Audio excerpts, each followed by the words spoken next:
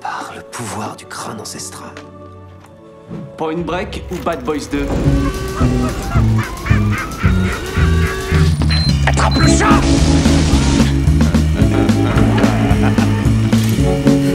Et cette fois, John Wayne ne s'éloignera pas dans le soleil couchant avec Grace Kelly. C'est Gary Cooper, connard.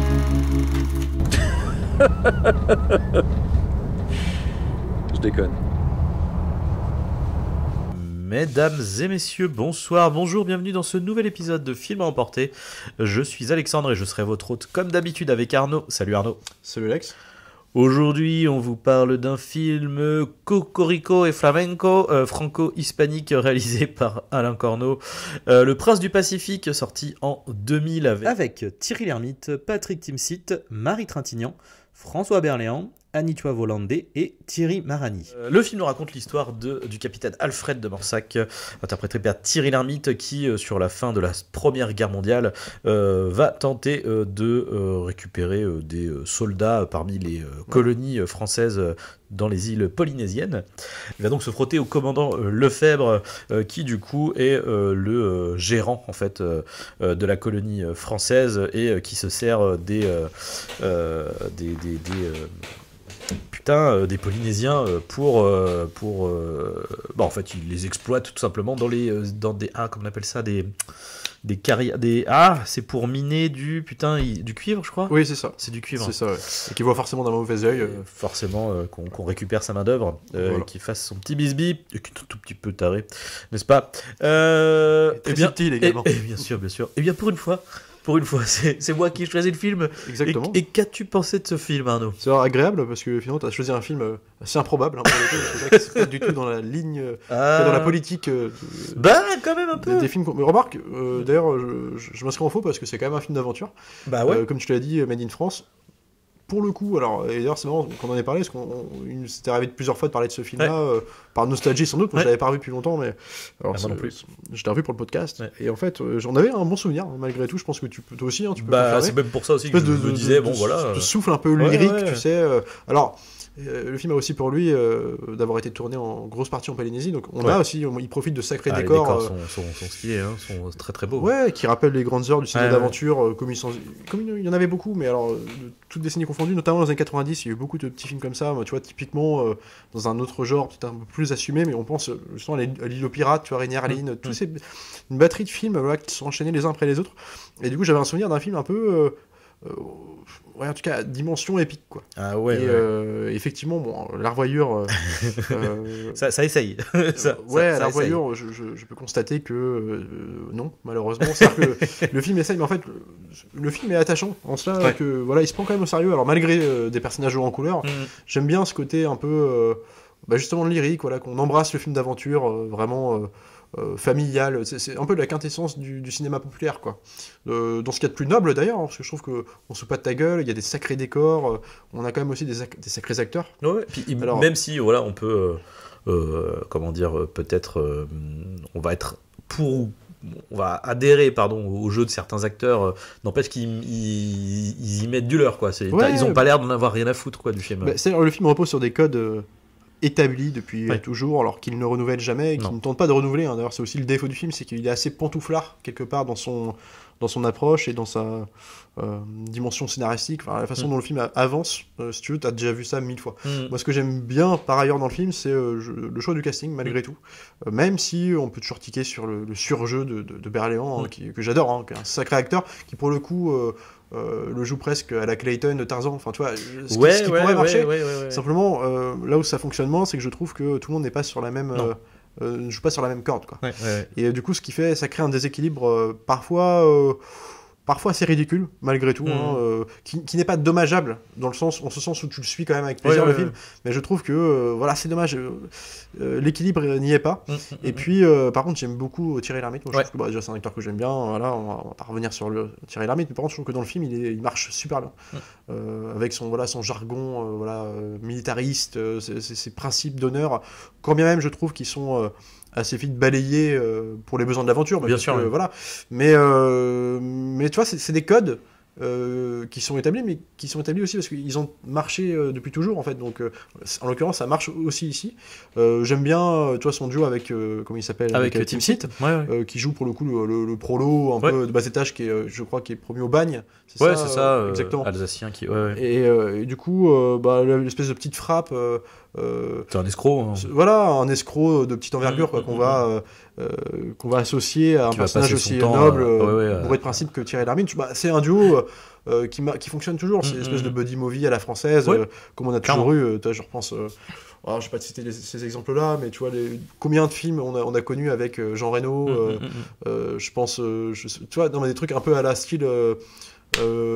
Tais-toi, tu vois, les trucs de Weber, on est dans un espèce de truc à la Weber, matinée de films d'aventure de la belle époque. Donc, en fait, c'est ça qui. Alors, pour le coup, globalement, je pense que j'en ai quand même même à la revoyure, un bon ressenti.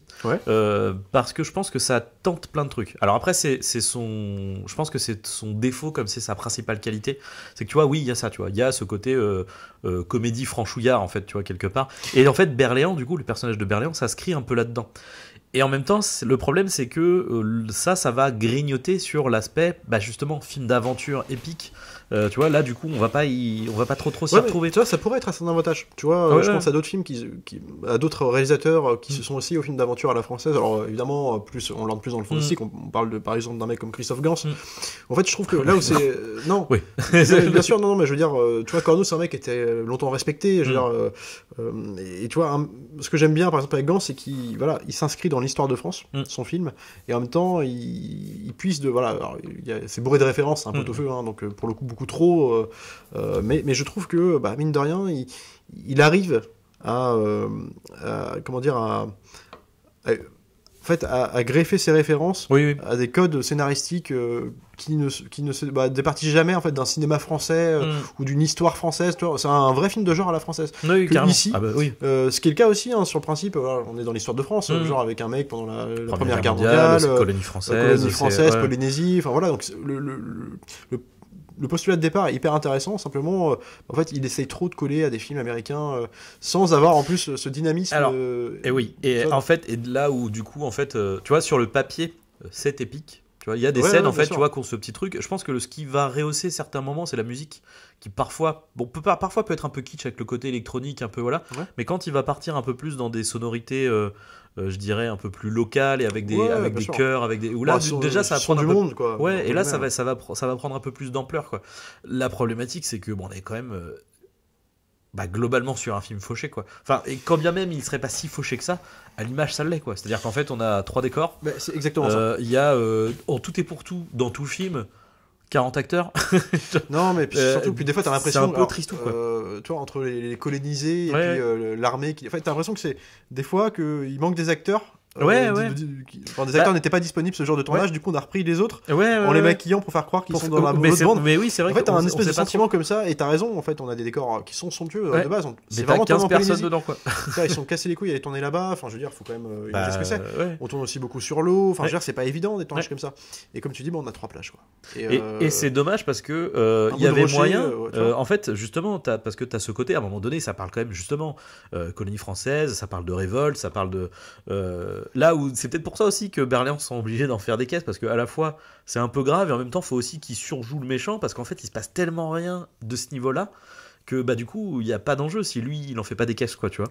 Ouais, puis dans sa volonté de faire de camper un espèce de méchant un peu truculent comme ça, comme on les aime, très bande dessinée, mais clairement, et très Tintin dans les c'est exactement aussi le ton que pourrait embrasser le film, mais malheureusement je trouve que, alors je sais pas, est-ce que parce qu'on est cantonné dans ces décors qui sont très restreints quelque part, est-ce que parce que le mariage de ton n'est pas toujours hyper bien équilibré, en fait on se trouve dans un truc un peu, un espèce d'ovni bizarre, c'est pas trop ce que c'est, et en plus alors je sais pas, le film je crois pas qu'il soit si fauché que ça, simplement ce qui le rend un peu schmoll, c'est parce que en plus c'est pas fauché pour un film français, mais malgré tout mais c'est l'utilisation, c'est que en fait la mise en scène est hyper molle. Non mais voilà, le problème, je pense que tout simplement c'est le réalisateur, en fait, c'est-à-dire que la mise en scène, oui, elle est molle, le montage c'est chiant, enfin vraiment il y a pas d'autre mot, il y a même des qu'on appelle ça, des transitions qui ont pas de sens, quoi, tu vois, enfin, on passe du coq à l'âne sur des trucs. Et puis c'est ça, puis le film file, alors pour le coup on a été surpris, le film file à toute vitesse, alors il est pas long, hein, il doit durer 90 minutes, 1h30. 1h30. 1h30, ouais. D'ailleurs, Dieu merci, ça m'a fait plaisir de revoir un film d'aventure d'1h30 aussi, ça fait plaisir, mine de rien. Alors la preuve, on s'est pas ennuyé, pour autant je trouve que, en fait, il n'y a pas de... En fait, les scènes qui se voudraient être des scènes d'action vont trop vite. On n'utilise pas pleinement le décor. Par exemple, tu vois, il n'y a pas beaucoup de construction de décor. Je pense notamment, il y a quoi ? Ça se limite au ponton qu'on peut voir. C'est ça, le ponton, t'as l'espèce de petit village d'entrée, mais alors vraiment, c'est quoi ? C'est et deux puis, cahutes, quoi. Quand on arrive dans la grotte sous-marine, quand tu vois la gueule de ce qu'ils essayent de nous faire passer pour des pierres, là, par contre, c'est visible. Et là, ça sort du film, quoi. Il y a quelques petits moments comme ça. Et, à la rigueur, ça va, parce qu'il y a le côté, tu sais, c'est le moment où t'embrasses un peu le côté de la légende et tout, avec l'espèce de carte, tu sais, avec la perle, le machin. Bon. Alors c'est pareil, la légende. La légende, elle est quand même... En fait, sur le papier, elle marche. Là, tu te dis, carrément, c'est un postulat de départ qui est hyper intéressant. Mais alors, formellement, comment c'est rendu sur... justement par l'utilisation hyper restreinte des décors en carton-pâte. Et puis... la façon, en fait, l'espèce de flashback, tu sais, à un moment, je crois qu'il y a un espèce de flashback sur l'origine. T'as l'impression que ça a été tourné en 2 heures. Enfin, tu dis, il y a un truc, ça marche pas, quoi. Enfin, c'est hyper chipouille, quoi. D'ailleurs, c'est vrai que je vais pas trop parler dans le résumé, parce qu'effectivement, il y a quand même ce côté aventure fantastique, en fait, hein, où il y a en fait ce postulat où en fait, du coup, le capitaine de Morsac serait en fait la réincarnation comment dire, en fait, d'un bon là on est quand même là dans le, comment on appelle ça, ce qu'on appelle le syndrome du colon blanc, quand même, contextualiser, parce que du coup l'enjeu du film, c'est aussi cette légende, donc c'est-à-dire comment qui va reprendre la relève du prince du Pacifique, entre guillemets, quoi. C'est qu'en gros cette île, en fait, a avant été cachée des autres, donc les Polynésiens sur cette île là, les locaux vivaient cachés, mais en harmonie, quoi, avec l'île, avec leur environnement, etc. Sauf qu'en fait, c'était tous des grands guerriers, etc. Et il y en a l'un d'entre eux, en fait, donc ils avaient une divinité qui, je sais plus lequel il s'agit, qui vénérait. Et donc en fait, mais en plus, c'est ça que j'aime bien, c'est que ce morceau d'apocalypto au milieu de ce film pour enfants, tu vois, genre, c'est ça, où du coup le guerrier qui arrache les yeux de ses ennemis, et du coup c'est normalement qu'on appelle ça, c'est censé être un butin pour son dieu, mais en fait il les garde pour lui, c'est son trésor. D'ailleurs, des espèces d'imagerie espèces dégueulasses, en fait. Mais avec les yeux, mais le tas d'œil dans la grotte et tout, mais ça pourrait être intéressant pour le coup. Mais en vrai, ça fait, enfin, comment dire, tu vois, là encore une fois, ça participe à ce truc de défaut qualité, c'est-à-dire qu'en même temps ça rend le truc hyper riche de putain, et ça va dans tous les sens, quoi. Et en même temps tu fais c'est vrai que bon, ça va pas trop avec Patrick Timsit qui fait des blagues, tu vois, genre c'est ça, en fait c'est un espèce de déséquilibre, un mariage qui ne s'opère pas. Puis, en fait c'est quand même censé, mine de rien, être une comédie familiale, quoi, tu vois. Alors c'est vraiment le film TF1. Évidemment, les auditeurs n'imaginez pas absolument pas que c'est un film violent ou compagnie, mais en fait il est traversé par quelques... Il y a quand même un bras arraché, tu vois. D'images un peu comme ça, Goras, ou en tout cas hors de propos. Et encore une fois, franchement, ça serait... Ils ne sont pas utiles en plus pour construire la légende. Ça serait une scène soft d'Apocalypto, tu vois. Non mais par exemple, franchement, je suis d'accord. Et voilà. Et en fait, du coup, c'est ça. Moi, c'est déjà beaucoup, tu vois. Genre, moi, ce que j'aime bien dans le film, par exemple, c'est la construction, la façon dont l'amitié se construit entre le personnage de Timsit. Même si, tu vois, alors on peut toujours tiquer le film. C'est cliché. Non, mais le film, c'est cliché. On va dire que c'est convenu. On l'a déjà vu. Je pense que c'est aussi l'alchimie des deux qui fonctionne. Oui, et qui avait déjà tourné plusieurs fois ensemble, notamment dans Indien dans la ville. Mais je crois qu'ils avaient fait c'est leur 3e collaboration, il me semble. Mais en tout cas, voilà, donc ça marche. On peut toujours tiquer, trouver que ça va très vite. Le film va très vite, donc il file vraiment à toute vitesse. Pour autant, moi j'aime bien le fait, tu vois, l'espèce de... Ça va droit au but aussi. De espèce de ce militaire, en fait, qui va petit à petit abandonner un peu ses principes, ses principes pour... survivre, en fait, simplement pour embrasser l'aventure avec son espèce de prolo de binôme. Mais pour le coup, je trouve que en fait, c'est tellement balisé comme construction scénaristique. En fait, on a déjà tout vu 1000 fois ailleurs, que en fait, il y a une espèce de truc sans surprise qui ne permettent pas au film de se hisser un peu au-dessus des autres, ou en tout cas ça l'enferme dans une espèce de carcan, et puis évidemment, en plus, comme à côté de ça, formellement parlant, c'est quand même un film schmoll. Quand je dis schmoll, c'est-à-dire que c'est du chant contre chant. C'est-à-dire que t'as aucun moment une espèce d'ambition de mise en scène. Quoi, on parlait des scènes d'action. Je veux dire, t'as quand même, je sais pas, il doit y avoir 3 scènes de course-poursuite à pied sur la plage et vite fait dans la jungle un peu. Bah ouais. C'est les mêmes en fait. C'est-à-dire littéralement c'est les mêmes plans quoi. Rappelle-toi, pour autant je suis pas fan de ces films-là, mais c'est sorti à l'époque, on était en pleine Pirates des Caraïbes mania. Enfin, non mais tu vois. Alors après bon voilà. En termes de dynamisme, je vais pas dire qu'il y a les moyens et compagnie, mais ce que je veux dire c'est que. Après il y avait peut-être moyen de faire quelque chose quand même en fait. Mais clairement en fait encore une fois tu vois c'est vraiment en termes de mise en scène, je pense que t'aurais mis un peu de budget et d'ampleur tu vois dans justement le côté. La vie du village avec le côté colonialisme, tu vois, avec parce que pour le coup ils essayent de montrer ça, tu vois, qu'il y a un enjeu, tu vois, un tout petit peu quoi. Puis, tu vois, ce qui n'aide pas le film aussi dans sa dimension historique entre guillemets, même biaisée, hein, mais c'est le côté on voit comment sont traités les colonisés justement. Enfin, les mecs sont complètement sont des neuneux quoi. Enfin, alors il y a un truc un peu comme ça. C'est vrai qu'il y a un peu ça. Et en même temps, ça fait aussi partie du propos du film parce que t'as ce truc en fait, avec le truc de la légende, en fait, ils ont le peuple local en fait a perdu de sa superbe et de sa tu vois de sa puissance et que du coup tout l'enjeu. L'idée c'est de dire qu'ils sont complètement matrixés. Oui, c'est qu'en fait mais que du coup l'enjeu c'est que pour eux justement pour les pousser d'aller jusqu'à la révolte, c'est de récupérer leur côté combatif et guerrier quoi. Donc donc oui, c'est vrai. En fait, sur le papier, c'est pas, c'est plutôt, ça pourrait être intéressant. Mais qui est résumé par le personnage d'ailleurs. Mais voilà, en fait, du coup, oui, dans le, comment ça s'appelle, après dans le concret, oui, globalement, c'est un peu le gentil le colonisé, quoi. Bien sûr. Ils sont mignons, quoi. Bien sûr. Et de la même façon, je trouve que ça fait mal, bordel. Non, mais voilà. Et bon, c'est un gimmick comique, mais il n'empêche que. Bon, ça n'aide pas en tout cas à les mettre à l'heure. C'est vrai. Par contre, c'est vrai. Mais en fait, encore une fois, tu vois, on est sur la ligne, tu vois, parce que par exemple, ce personnage-là qui est très, oui, tu vois, qui pourrait paraître très. C'est Tintin en Congo, quoi. Comme on appelle ça. Voilà, un peu. N'empêche qu'il a ce côté aussi Obélix, tu vois, parce qu'à un moment donné, on disait ça, parce que comme il a le côté, c'est le personnage fort, un peu qui est un des derniers représentants des. Comment dire, des guerriers un peu immortels. À la Obélix où justement, alors il fait pas très fort. Il ne pousse pas un bateau, mais je crois qu'il y a son truc où il. À chaque fois, la seule force de ses mains, il a réussi à libérer Thierry Lhermitte. Puis c'est le comment on appelle ça, les barreaux en fer qu'il arrive à tirer, le gouvernail qui repousse tout seul. Donc le mec il arrive à faire dévier le Charles de Gaulle. Bon, j'exagère, mais juste donc il y a quand même ça, tu vois. Oui. Mais bon c'est un grand bonnet quoi. Mais surtout bon moi on va dire le problème que j'ai, j'adore cet acteur pour autant bon il est pas mauvais encore que je trouve qu'il pousse c'est Berléand quoi. Là-dessus, je trouve qu'ils ont que une espèce de tic ou de clignement d'œil où en fait il en joue et surabuse si tu veux. Il y a un moment tu fais en fait si tu veux, je vois très bien ce qu'il veut faire, construire un personnage un peu haut en couleur, comme ça, un peu burlesque presque. Ouais, mais il est avec ça.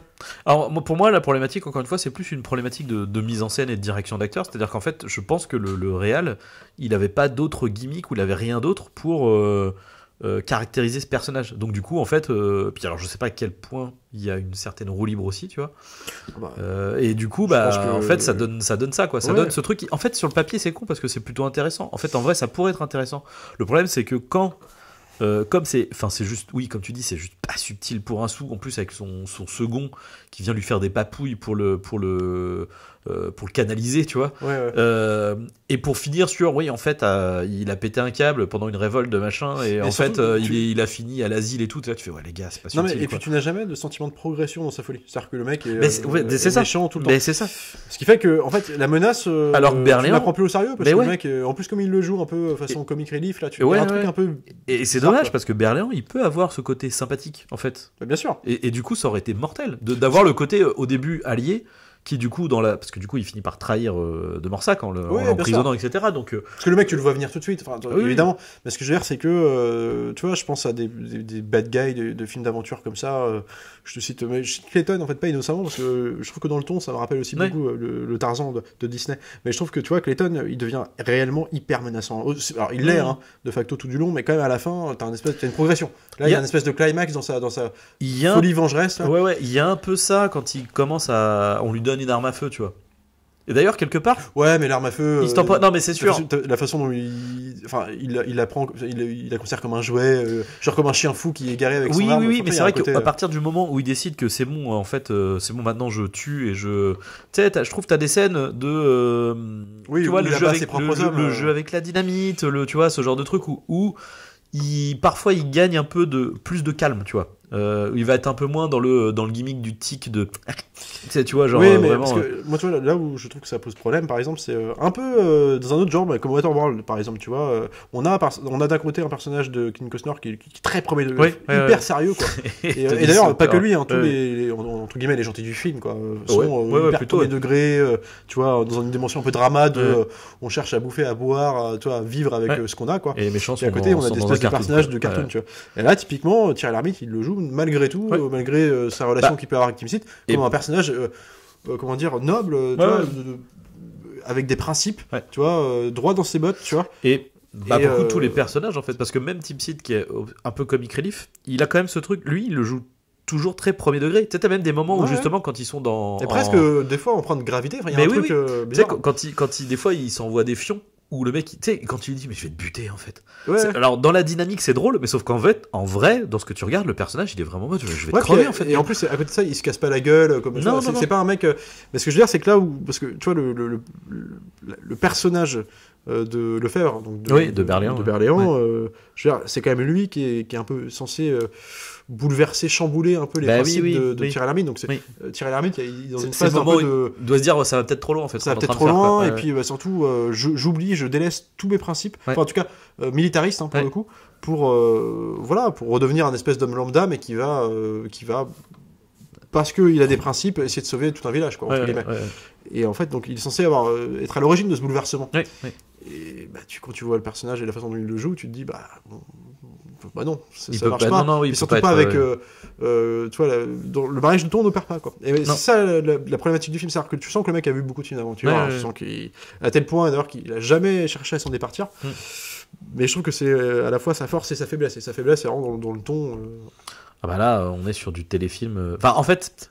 Encore une fois, ce qui le sauve du téléfilm, c'est ses décors, c'est quand même son casting, mine de rien. Ouais, et puis le fait qu'ils aient été, malgré la musique quand même si des fois il y a des fois des trucs qui m'ont fait tiquer, mais globalement j'en ai un bon ressorti, tu vois. Je suis d'accord. Musique, on a très peu parlé du personnage de Marie Trintignant. Pour le coup, elle, c'est pas forcément un problème. Moi, alors en ce côté un peu garçon, un peu c'est plus un problème d'écriture pour moi, c'est plus ce truc de ça va parce que comment dire, en fait c'est juste qu'elle est quand même globalement parce que faut la présenter comment elle se comporte dans le film, elle comment dire, elle est grincheuse et haineuse pendant tout le film. Parce qu'en fait, on comprend, alors, elle est méfiante des hommes. Mais je comprends, tu vois, mais c'est juste qu'à un moment donné, pendant plus de du 3-4... Pour moi, c'est un peu le syndrome Indiana Jones 5, avec, tu seras pas d'accord avec moi du coup, mais la nièce d'Indiana Jones. Moi, j'ai un peu ce truc-là, quoi. C'est-à-dire qu'en fait, le personnage est un peu antipathique pendant tout le film. Après, pour le coup, je trouve, du coup, dans le film, Marie Trintignant, elle a la relation avec son fils, c'est ce qui la sauve, enfin, c'est ce qui sauve son personnage, je trouve, pour moi, en termes d'empathie. Oui. Mais vraiment, dans sa relation avec Thierry de Morsac. Ce qu'il faut quand même rappeler, c'est quand même une histoire d'amour, film, qui va naître. Ouais, mais alors, tu vois, compliqué, justement, elle marche pas non plus parce que, en fait, ce qui fait que son regard sur Thierry Lhermitte évolue au long du film, c'est parce que c'est uniquement parce que son gosse lui dit à quel point il est génial, en fait. En fait, tu n'as jamais l'impression que c'est vraiment l'amour sincère qu'elle se rende compte. En fait, c'est vraiment un homme valeureux et qui en vaut le coup, quoi. C'est ça. Donc en fait, du coup, ça tombe comme un cheveu sur la soupe à la fin. Tu te dis ils sont amoureux, mais en plus lui, jamais tu sens un soupçon, une espèce de complicité naissante avec. Alors après, t'as ce côté, t'as quand même le côté, lui, il la respecte tout de suite, tu vois. C'est-à-dire que tout de suite, il a le côté. C'est un homme de valeur. Effectivement, voilà, elle ne se soumet pas. Presque, c'est aussi ce qui lui donne de la valeur pour lui, tu vois. C'est quand même, elle se soumet pas à l'autorité. Elle est, elle est droit dans ses bottes. Elle est du coup, mais qui est cette femme et tout. Ah d'accord, c'était la femme du chef de machin. Ok, d'accord. Enfin, et puis même, du coup, t'as le truc aussi où même s'il joue aussi. Après, il y a de l'ambiguïté aussi vis-à-vis. C'est ça que j'aime bien aussi. Il y a la moralité de Thierry Lhermitte, t'es pas non plus toute blanche, hein. Parce que t'as des moments où il fait des petits coups où tu sens qu'il est manipulateur, quoi. Tu penses à quel moment? Justement, tous les moments un peu de flagornerie vers Marie Trintignant où vous êtes comme, enfin, tu sais, je tenais à vous dire que vous êtes une femme malgré, je sais plus, à un moment donné comme ça, où vous êtes la femme la plus que j'ai jamais rencontrée, un truc comme ça, ou le coup de quand voilà, tout l'enjeu du film, c'est que donc Thierry Lhermitte, le personnage du Messie, du coup, le Tefaola, est censé réaliser un saut dans une grotte très profonde, et c'est ce saut, en fait, qui, en libérant le trésor, va libérer le peuple et rendre de nouveau l'île cachée, etc. Et donc, il y a un truc où on va faire ce saut une première fois. Enfin, on fait style, on va le faire. Et alors, c'est pas Alan Rickman qui tombe de la tour dans non, pas du tout. Alors non, effectivement. Mais c'est dommage parce que on te le dise quand même ce soir. Carrément. Ça va être le saut quoi. Ouais. Puis alors ils le font main dans la main en mode Gefren au ralenti et chaud devant. Après je parle du premier truc où du coup en fait il fait style ok d'accord gamin je te fais confiance je vais faire ton saut et en fait il prend de court tout le monde et il chope l'arme de Marie Trintignant puis en fait il fait non mais vous croyez quoi vous m'avez pris pour qui je suis pas con je vais pas me suider machin.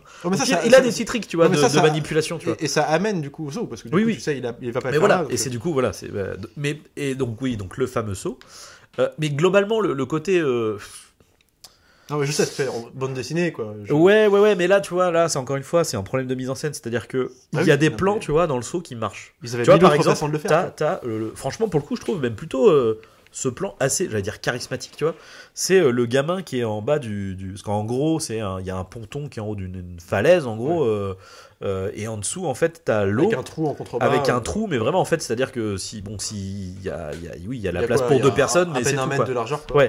Ouais. Donc, faut qu'il saute dedans, et en fait, voilà, il saute de haut parce que, je sais plus, ils disent, il y a 16 mètres de profondeur. Enfin, faut qu'il saute de très haut pour pouvoir descendre pour aller dans la grotte.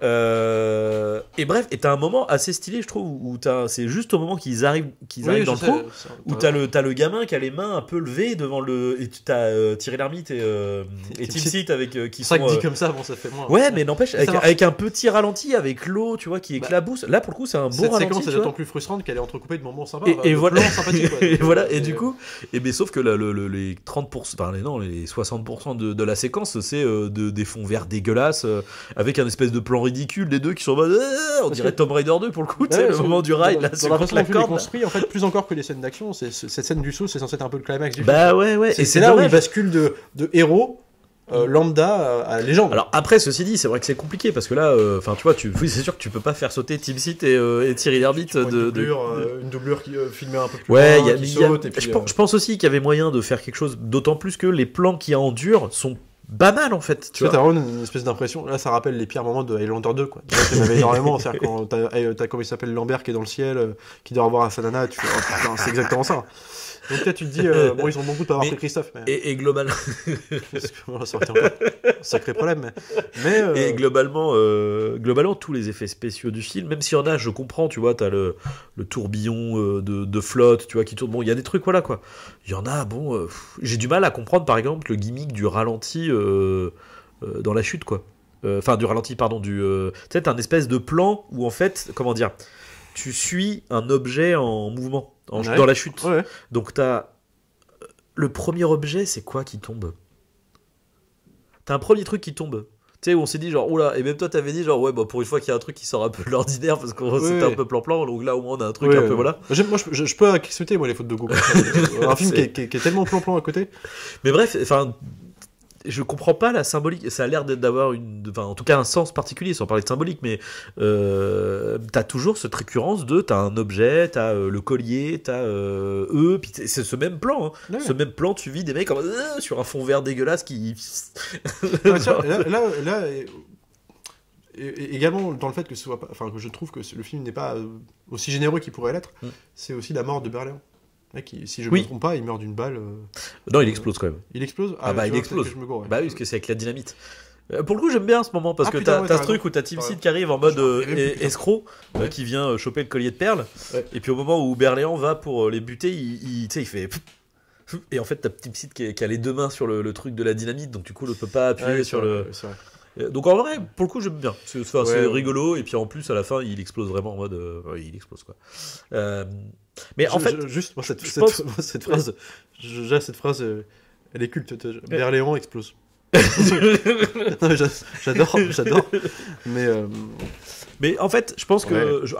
Alors, on va pas se mentir, je pense qu'il y a un grand côté nostalgie qui fait que je verrai aussi un peu le nostalgie. film. Moi, je l'ai pas vu beaucoup quand j'étais gamin. Moi, je sais que je l'ai vu au cinéma, tu vois. J'ai souvenir de l'avoir vu au cinéma. 2001, hein, je crois, ouais. 2000. 2000, Peut-être les deux, je sais pas, peut-être en jonction des deux, je sais plus. Enfin, ça a quand même plus de tronches malgré tout. Du simple fait du décor et de quelques éléments. Manifestement, c'est un projet qui est à l'origine de Thierry Lhermitte. Enfin, c'est sous l'influence de l'impulsion de Thierry Lhermitte. Donc, du coup, ça se sent aussi, tu vois. Du coup, dans son jeu, voilà, c'est ça. Il a participé à l'écriture, etc. Et il y a des trucs dans l'écriture, tu vois. Il y a des dialogues qui sont très cool, tu vois. T'as des petites punchlines, t'as des. C'est quand même beaucoup mieux en termes d'approche. Ils investissent le genre le film d'aventure, en fait, simplement.